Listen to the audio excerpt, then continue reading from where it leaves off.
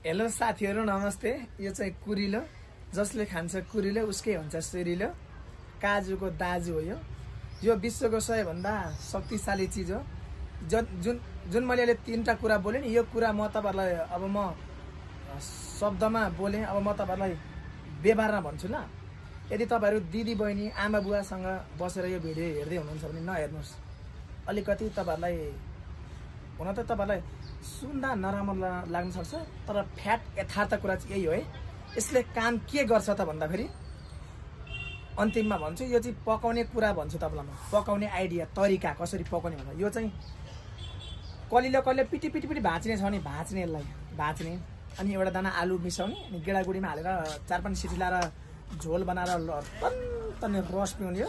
अनि यो नभाँचेका छिपेका हुन्छ नि मिक्सरमा कटट पिस्ने, अन्त छोक्रा फाल्ने त्यो रस दालमा।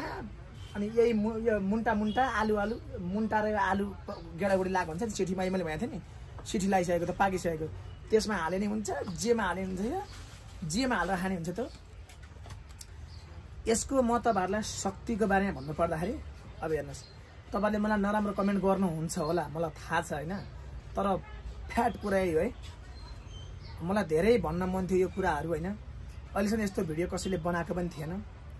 यसले चाहिँ एकदम यो नवविवाहित जोडीहरुले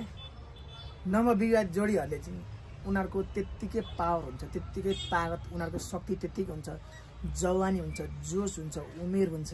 उनीहरुले केही खानै पर्दैन। यो खायो भने त सकियो, यो खायो भने त युद्ध पर्छ, युद्ध हैन, यो खायो भने त सकियो हैन।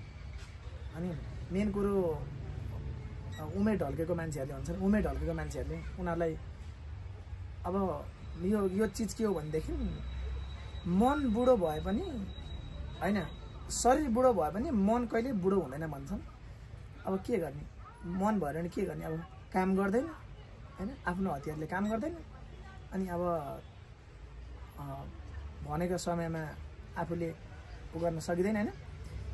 यसले चाहिँ रक्सी भन्दा पनि छिटो लाग्छ, एकदमै छिटो लाग्छ के। यो खाने बित्तिकै यसले चाहिँ मान्छेलाई शरीर छुट्टै भराउँछ के, शरीर तन्केर आउँछ। यसले चाहिँ भन्न खोजेको तपाईहरुले बुझिहाल्नु होला, सेक्सको लागि एकदमै राम्रो हो हैन।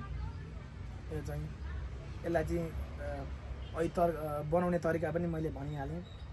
जसरी भए पनि यसलाई खानु पर्यो क्या, मुखभित्र निल्नु पर्यो क्या, जसरी भए पनि कसरी पकाउने भनेर मैले तपाईलाई सिकाइहालेँ। यसको झोल खाने हो, जसरी खाइन्छ भुटेर खाने हुन्छ।